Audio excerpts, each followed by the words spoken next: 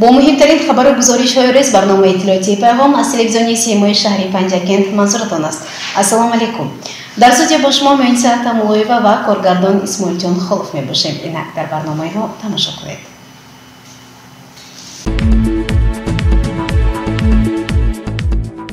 کشت و پرورش کارتوشکا همواره در مد نظر رهبری مقامات اجرایی حکومت دولتی شخصا رئیس شهر عبدالخالق خالقزاده قرار دارد. گزارش خبرنگاران ما از موضع دشت محله جماعت دهوتی سوجینه همین فکر را تقویت می‌بخشد.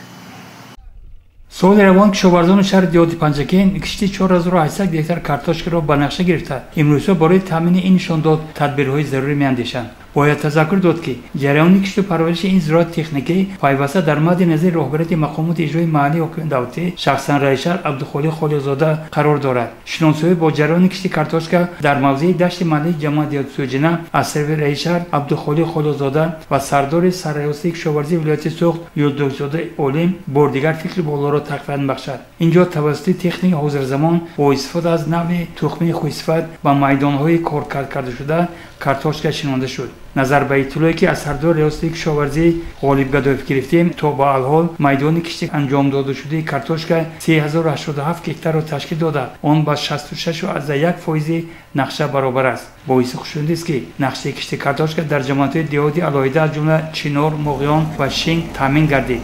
در قسم دیگر جماعت‌ها نیز کوشش برای تامین نقشه کشت کارتوشکا احساس می‌گردد. برابر این در جماعت دهاتی علایده از جمله لایق شیرالی، اماندره، خرمی کشت کارتوشکا طول می‌کشد. از صحبت با معاون رئیس شهر شوکت بابازاده دریافتیم که در جماعت دهاتی علایده با غنچین حاصل شروع کرده است. مقصد گذاشتند که در زمین‌های خالی شده زراعت‌های دیگر کشت نمایند. در جماعت سراز، جماعت خلیفه حسن جمع‌آوری کارتوشکا رو آغاز نمودیم. بعد از جمع‌آوری کارتوشکا ما کشتی تکراری را آغاز می‌نماییم. در جای کارتوشکا مثلا کشتی سبزی، شلغم، موش، لوبیا، آفتاب پرست رو به راه می‌مانیم. هنگام صحبت با کشاورزان رئیس شهر عبدالخالق خالقزاده آنها را عهدهدار وظیفه‌دار ساخت که با استفاده از امکانیت واسه فراوانی آب پالیزی کشت کارتوشکا را تیزانند، زیرا تا انجام این معرکه مهم کم وقت مانده و تامین نقشه از منتلاش ننگ و ناموس و حس بلند مهنت دوستی و البته وطن دوستی را تقاضا دارد. یزدانقل مولوانوف، نیکمحمد مرجانوف از جماعت دهاتی سوجینه.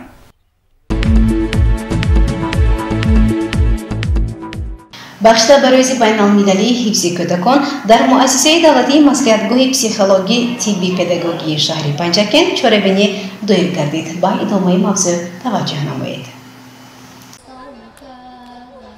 ҳамасола санаи 1 июн ҳамчун рӯзи умумиҷаҳонии ҳифзи кӯдакон таҷлил мегардад. ба ин муносибат дар назди муассисаи давлатии маслиҳатгоҳи психологӣ тибби педагогии шаҳри панҷакент бо иштироки 50 нафар кӯдакони имконияташон маҳдуд ки ба таълиму тарбияи тавонбахшӣ фаро гирифта шуданд чорабинӣ доир гардид.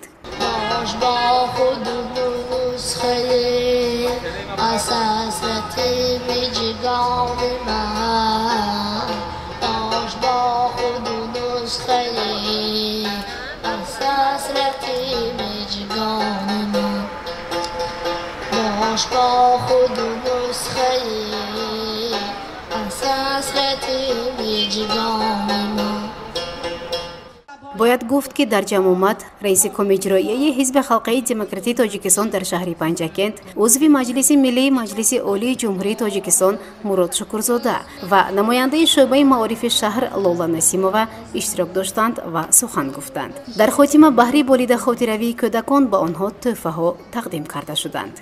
کودکان با یک دلگرمی با برنامه‌های جالب دقت در صحنه فعالیت بلند ایجادی نشان داده با سخنان وطن دوستانه، انسان دوستانه، از صلح و امانی و مهر و محبت خود نسبت به وطن عزیز محبوب سخنرانی کردند.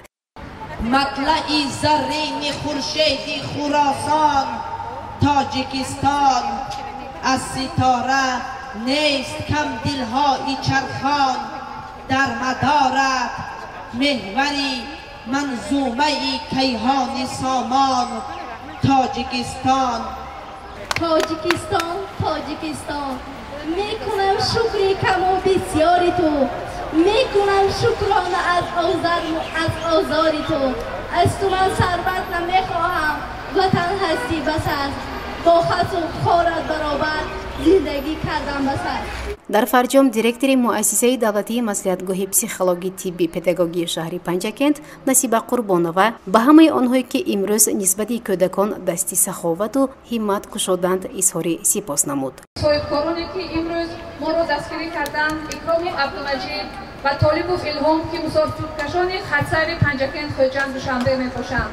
соҳибкор Азизов Раҳимҷон, Солеҳ ва Мадина, соҳибкор аз мағозаи 1001 майдачӯдар ва гурӯҳи овозадори азиз бо иштироки ҳунармандон, махсусан Асаддин Ҳакимов ва Синои Рустамзод ва Соҳробҷон Рустамзод ва ҳамаи онҳое ки имрӯз бо мо буданд, махсусан ба ҳизби халқи демократии шаҳри Панҷакент ки солҳои дароз толонӣ бо мо кор ва фаъолият мекунанд.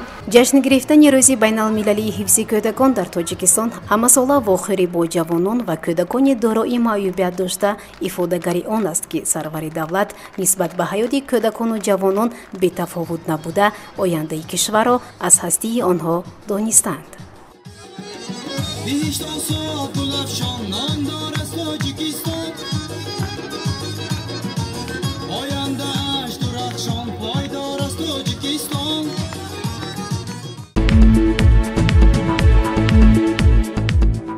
чорабинии хатми кӯдакистон дар муассисаи томактабии хусусии Оҳубара хотирмон гузаронида шуд. гузориши хабарнигорони мо ин мавзӯъро пайгирӣ менамояд. муассисаи томактабӣ дар ҳаёти кӯдакон дигаргунии муҳимро ворид менамояд. кӯдакон дар фаъолиятҳои мухталифи гурӯҳ иштирок карда маҳорати муоширатро сайқал медиҳанд. ҳамасола муассисаи томактабии хусусии Оҳубараро зиёда аз 30 нафар кӯдакон хатм менамоянд. инҷо тибқи барномаи давлатии рушди таҳсилоти томактабӣ дар ҷумҳурии Тоҷикистон барои солҳои 2020-2025 мураббиён фаъолиятро ба роҳ монданд. дар кӯдакистони мазкур ҳар моҳ бахшида ба санаҳои таърихии чорабиниҳои рангин ба роҳ монда мешаванд. тибқи нақшаи таҳризишуда тарбиятгирандагони гурӯҳи омодагӣ ба мактаб дар чорабинии хайрбоғча донишҳои аз худ карда ва маҳорати сайқалдодаашонро дар амал нишон доданд. нахуст онҳо якҷоя бо мураббия Назир ва Салима маҳфили кӯдакии айёми шакарбори манро ки бахшида ба 80-солагии шоири халқии Тоҷикистон Лоиқ Шералӣ омода карда буданд, пешкаши мураббиёну волидон гардонданд. сипас машғулиятҳо оғоз шуданд. дар ҷараёни онҳо тарбиятгирандагон маҳорати аз худ карданд, баёни фикр ва забондонияшонро нишон доданд. аз қисми ташкилии машғулиятҳо аён гардид ки кӯдакон дар бораи муқаддасоти ватан, қаҳрамонони Тоҷикистон маълумот доранд. забонҳои хориҷӣ дар кӯдакистон бо усули таълими муштарак омӯзонда мешаванд. бояд қайд кард ки дар кӯдакистони мазкур ӯзбекзабонҳо низ таълиму тарбия мегиранд. аз қироати шеъру гуфторҳо, баёни фикрашон маълум гардид ки онҳо забони давлатиро хеле хуб аз худ кардаанд. сарвари кӯдакистон бонуи пуркор Ғиёсова Хуршеда кӯшиш ба харҷ медиҳад ки мураббиён масъулиятшинос бошанду раванди таълим босамар гардад. дар кӯдакистони хусусии Оҳубара ифшогари он буд ки мураббиён ба ташаккули фаъолияти маърифатии томактабиён аҳамияти ҷиддӣ доданд ва онҳо унсурҳои фаъолияти омӯзишро хуб аз худ карданду барои таҳсил дар муассисаҳои таҳсилоти миёнаи умумӣ омодаанд. бояд зикр кард ки дар кӯдакистони Оҳубара ба пешвози 30-солагии истиқлолияти давлатии ҷумҳурии Тоҷикистон майдончаи истиқлолият сохта ба истифода дода шудааст ки ин нишони арҷ гузоштан ба истиқлолият, ваҳдат ва сулҳу суботи кишвар аст. гузориши Фирӯза Дилзода Исмоилҷонхолов аз муассисаи томактабии хусусии Оҳубара.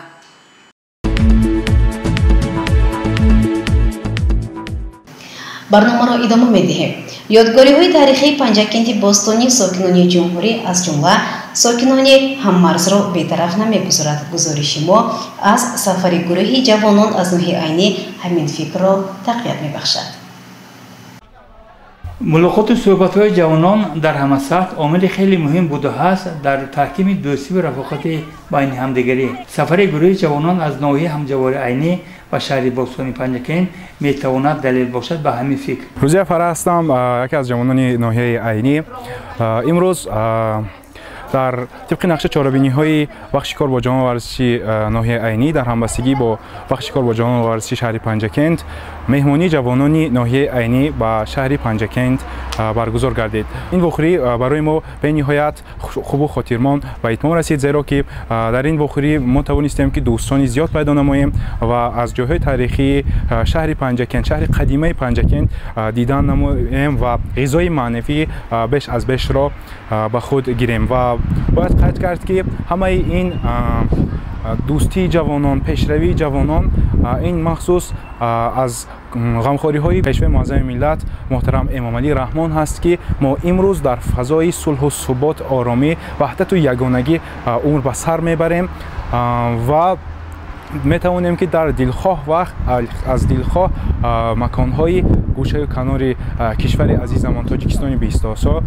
دیدن نماییم و ما جوانان ناحیه عینی مینداری صمیمی خش را به مقامات اجرایی حاکمیت دولتی شهر پنجکین و به بخش کار با جوانان و ورزشی شهر پنجکین برای قبول صمیمی و مهمانداری صمیمی میرسانیم. صحبت با 9 نفر اعضای دیگر گروه جوانان عینی بازگو بود با معنی که نسل امروز واقعا هم جانبداری دوستی و رفاقتند. من مویدین وسمینه یکی از اعضاهای پیروان پیشوای ملت در ناحیه عینی می باشم. باعث افتخار و سرفرازی ما جوانان است که در چنین دولتی صاحب استقلال عمر به سر میبریم. من سراول مینداری خودم را به مقامات اجرایی حاکمیت شهر پنجکین میرسانم و بعداً به بخش کار با جوانان و ورزش در شهر پنجکین میرسانم که ما را با یک روحیه بلند پیشواز گرفتند.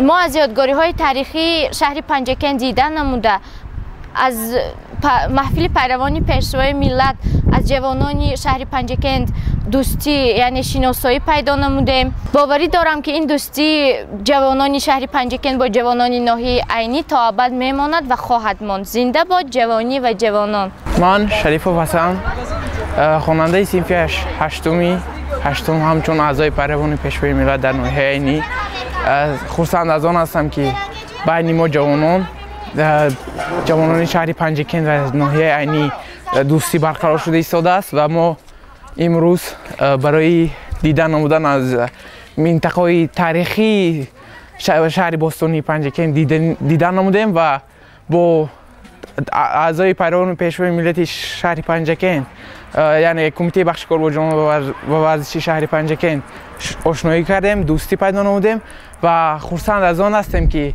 بین ما جوانان تاجیکستان رفت و آمد و رابطه برقرار است.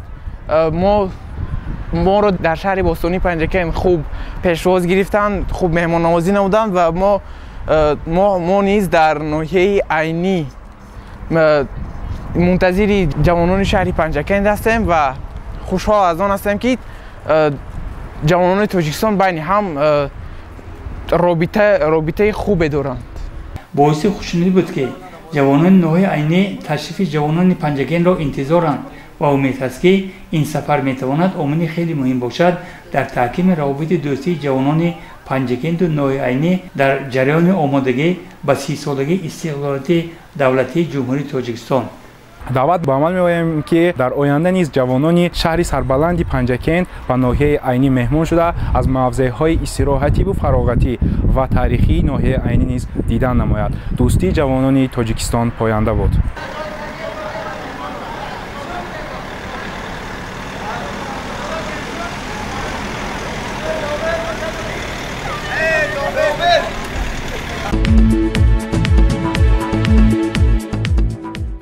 شماره نوبتی ماهواره سیما نشریه شرکت صدا و سیما در شهر پنجکین در مطبع مگاپرینت شهر دوشنبه از چه برآمد؟ به ادامه موضوع توجه نمایید.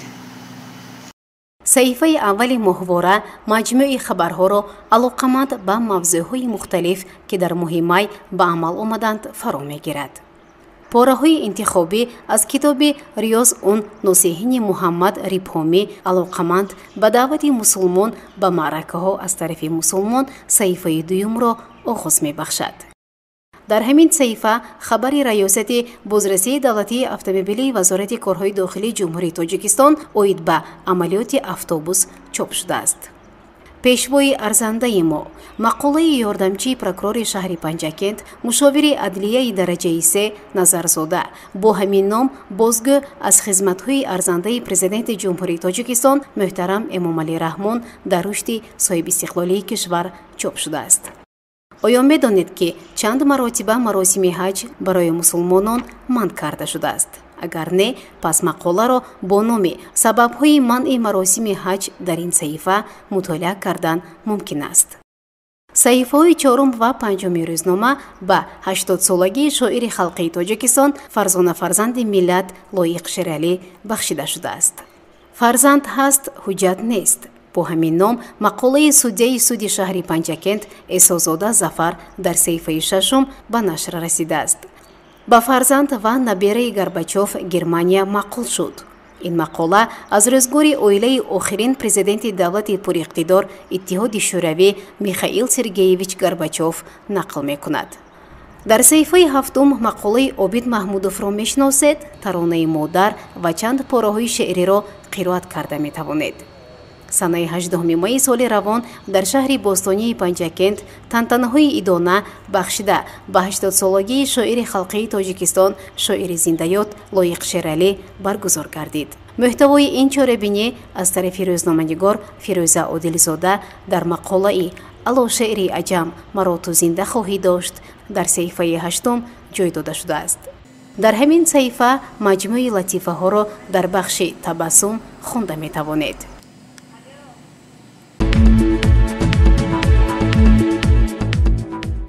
بینندگان گرامی، این بود برنامه اطلاعاتی پیغام. تا برنامه دیگر تنیتون نگنام باشید. خیر.